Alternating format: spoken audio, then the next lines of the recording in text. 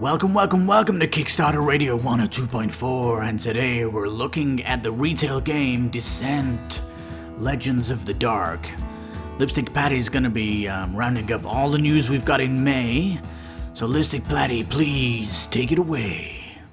Well, hello Descent fans, and today we're gonna do a quick news light update on Legends of the Dark. Now it looks like they've updated this product page. There we go, put my lips back in, and for me, oh my goodness, it seems to really blur the lines between a board game and a video game. That is going to be more bad news for some people. It really is. And so we'll also take a look at these legendary wallpapers as it shows a bit more art, and I'm going to conclude the video by looking at introducing the 6 new heroes here, as these are kind of updates just to keep you fully updated. So now, as we come down here, there is this, is it the 3rd edition? They're basically saying that the Descent franchise is one versus many. You have it's competitive, where you've got a dungeon master. The reason they're calling this not the 3rd edition is simply because it is co-op, fully co-op. That's the big difference. So potentially Descent 3rd edition is still on the back burner. So there's now 2 product lines of Descent. You've got the Descent Legends of the Dark, this is Act 1. We're going to see Act 2, 3 maybe. And we could see Descent 3rd edition. So you're going to have potentially 2 Descent franchises on your shelf if you are all in with this excitement. And trust me, I'm really excited. And the fact that they've even mentioned 3rd edition of Descent is kind of hinting that it's maybe coming off the back burner and maybe also developing also. But hey, let's go down here.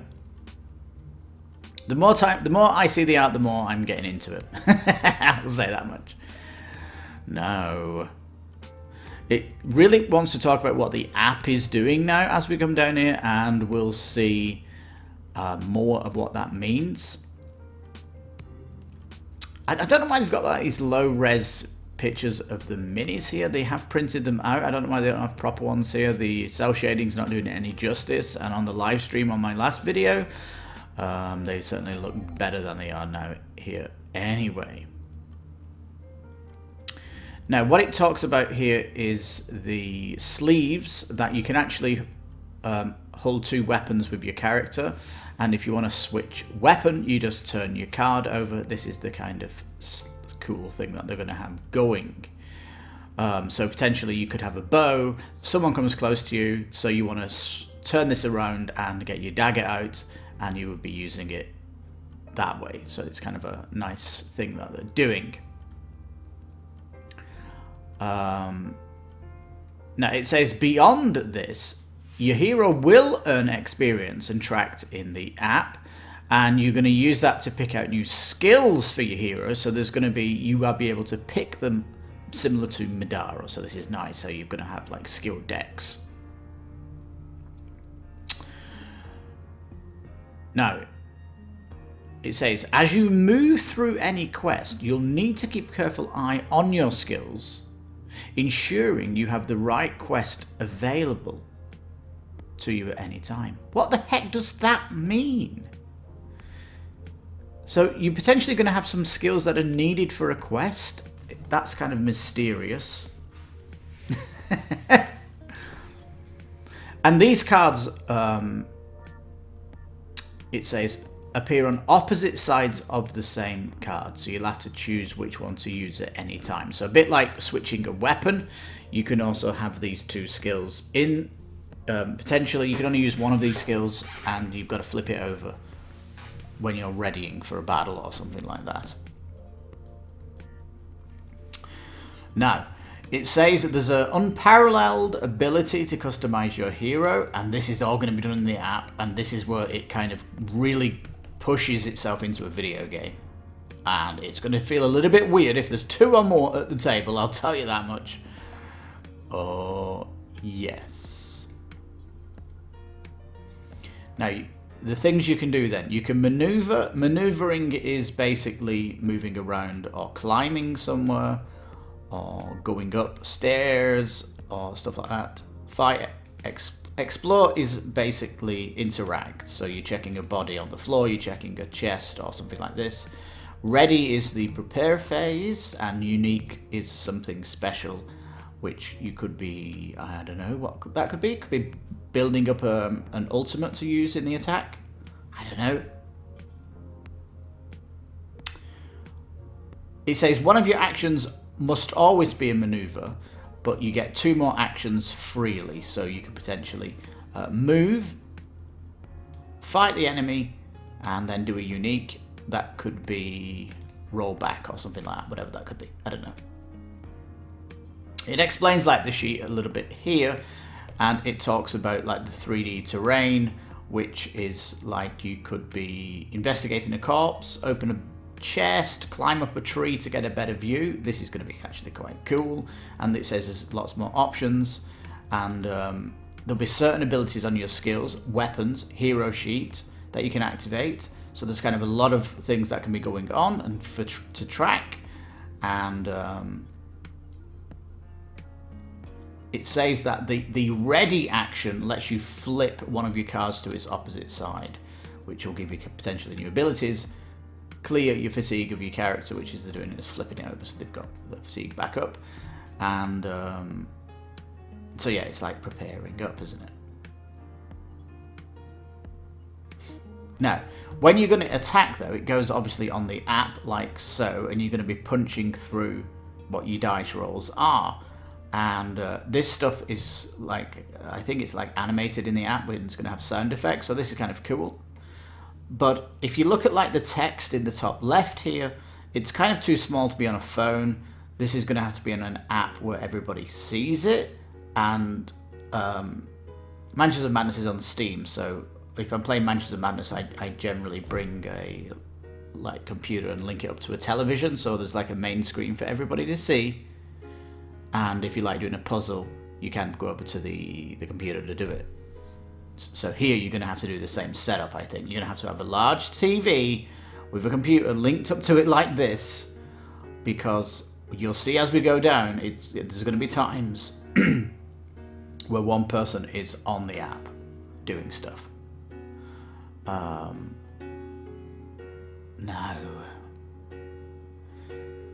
The app does what Mansions of Madness does. It basically, you put the terrain out and you can't see what the dungeon is ahead until you basically explore it or climb a tree or something like this. This keeps the dungeon mysterious when you go in and you don't know what's ahead of you and you don't know what the enemies are. This keeps it nice and mysterious. So that's kind of one of the benefits of the app. Here, you can see you've got lava terrain here, and the art style on the from the player cards, the actual cards themselves, the art on the cards even transcends to the actual tiles. The tiles themselves, though, if you look at some of the edges of these tiles, they've got like a little cut out section. It's really strange because when you put these together, nothing's going to jigsaw in there, isn't it? And maybe that's to position 3D terrain in. I don't really know what that is. It's kind of weird, the jigsaw effect of the tiles. Here, though, you can see some 3D terrain in better detail. Got a nice well, nice treasure chest. I like the custom dice that they've got and the tokens. And yeah, I'm just seeing a bit more of the whatnot, Now, it says that your 3D terrain is going to be bookshelves, trees, treasure chests, barricades, doors, statues, and it's all going to be interactive. None of it's decorative. You can pluck tomes off a shelf, crack open a booby-trapped chest. This is what they're kind of saying. You're going to be, you're going to have all sorts of enemies. I wonder if they're going to do like boss packs and things like this and side missions as well as this main game. Because if it's going to take 2 years between Act 1 and Act 2, maybe in intermittent year, they can do a small box expansion, which could be, I don't know, some kind of interesting side mission, because Midara has done like, they've got side missions where you're doing like wanted posters. You're going to be going out fighting a boss as a side mission, and that'd be kind of nice to do that here with the app as well. Now this is where it gets a little bit gamey, and for example, this person has checked, he's checking the body of somebody, this foregift.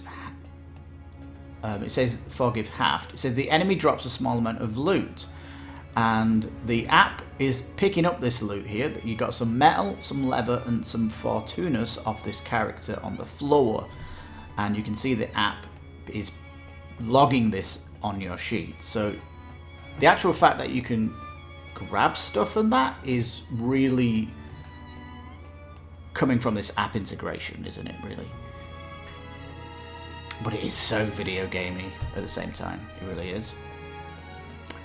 Now it says weapons have 3 parts. Now this is in the Frostgate Armory. You can see the 3 parts that are here. Mirror blades is one, hooked offhand is the second, and then redstone pommel is the 3rd bit. So you can switch like special abilities that are going on here. It says these bonuses are fully managed by the app and in the armory, but potentially, are you getting this as a card when you craft this? Are you getting this as a physical card? I don't know, because it's going to look strange, isn't it, where the app tracks your weapon, but you can't have it with you. I don't know. Are they expecting each person to have a phone and have your weapon like this looking at you? It looks weird. And I really need to see the playthrough how this is working. Now this bit's even stranger, because here there is a set of achievements that will unlock rewards that is logged by the app. And it says here, as your hero grows and gains experience over the campaign, you'll have more chances to customize your hero. And every hero has unique feats tracked by the app. So, stand ready, coming from the first character here. Attack with your sword, 2 consecutive rounds. Do that 5 times, and you will get a taunt. You can pick a taunt or a field medicine skill. Now, hopefully this achievement list here is very vast, because I think it's really good, because it's actually, in a way, a mini tutorial pushing you to do stuff with your character that you might ignore.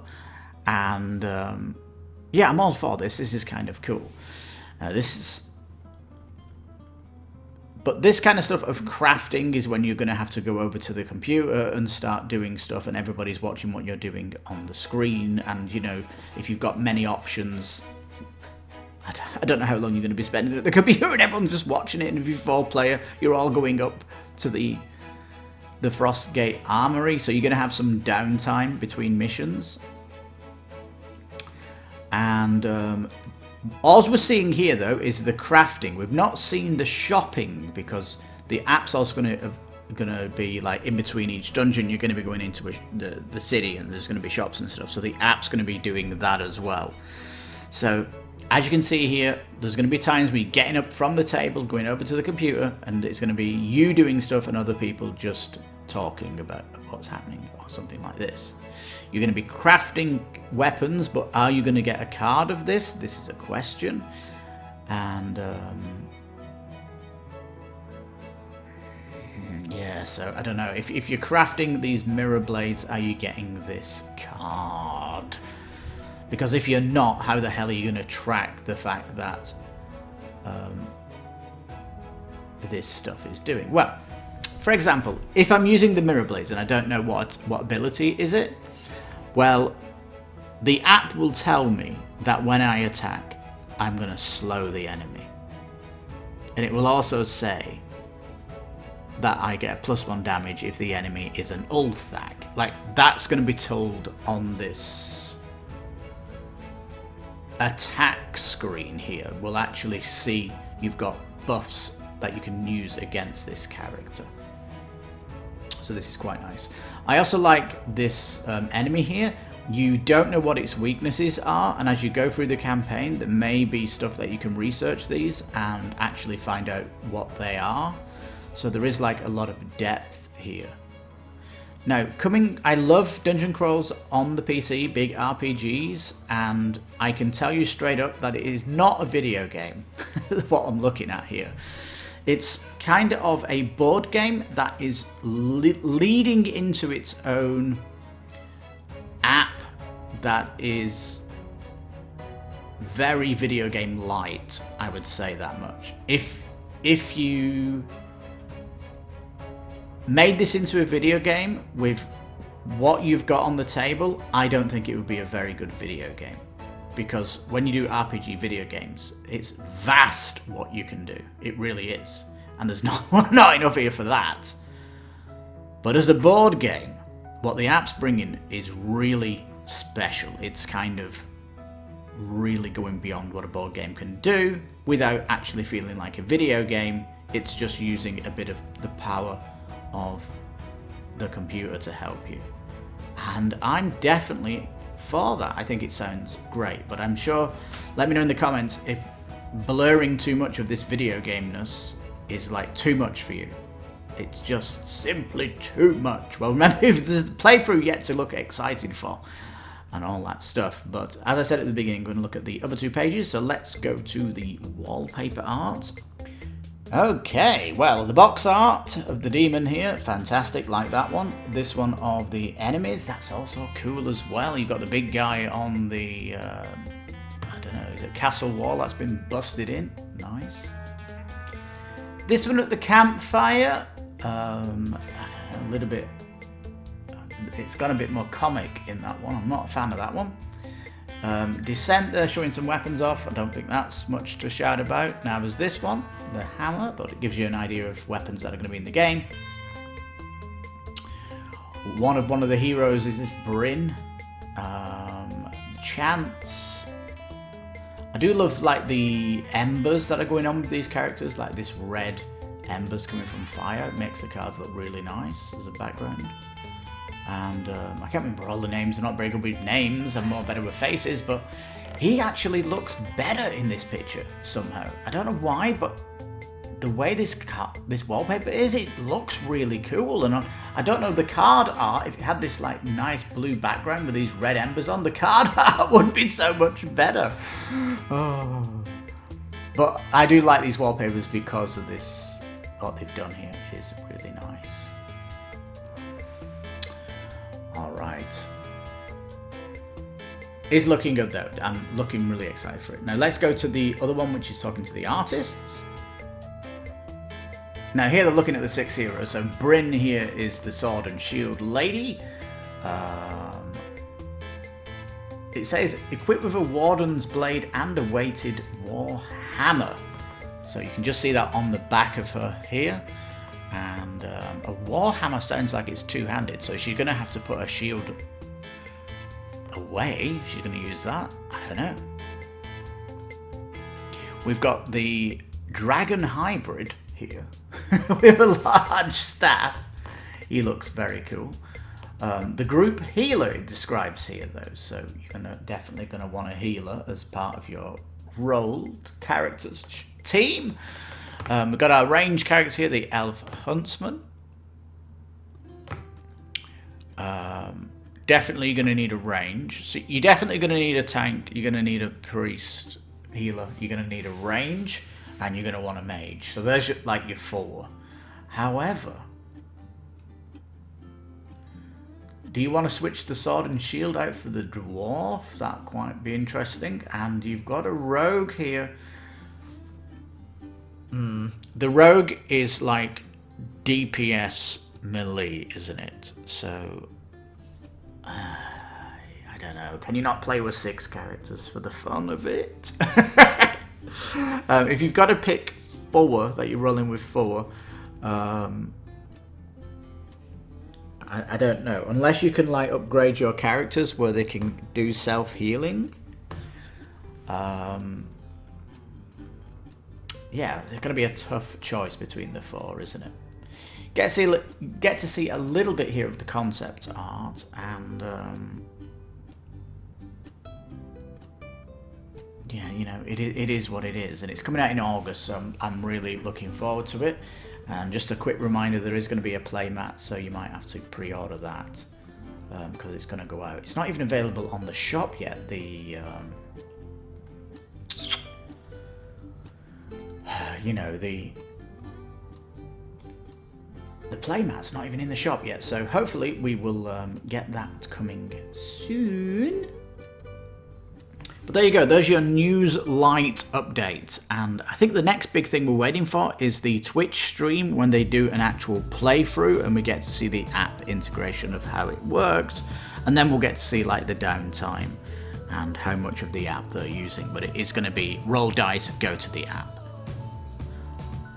move character, do stuff, roll dice, go to the app. There's going to be lots of stuff going on the app. But remember, the app's going to be playing music, there's going to be sound effects and all that.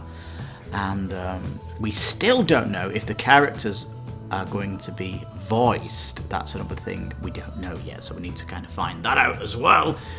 But remember, you can stay on the fence. This is retail, not Kickstarter. Wait for those reviews to come out for the game, then you'll probably get it beyond. But there is one concern though, if you're doing that, is that playmat, which you probably want to get, and it's going to be first come first serve on the pre-order, I feel, with that. So yeah, well, thank you so much for watching. Let me know in the comments what you think of today's update on the app integration, especially with the needing a TV for everybody. It's not going to be available on the phone, and basically all the things that I mentioned here. Is anything concerning? Are you getting more hyped for it now? Looking forward to more stuff? Really want to know what your thoughts are on that. So yeah, I'll be back covering the gameplay Twitch event whenever that happens, as I'm really enjoying this coverage of the gravy train of Descent Legends of the Dark.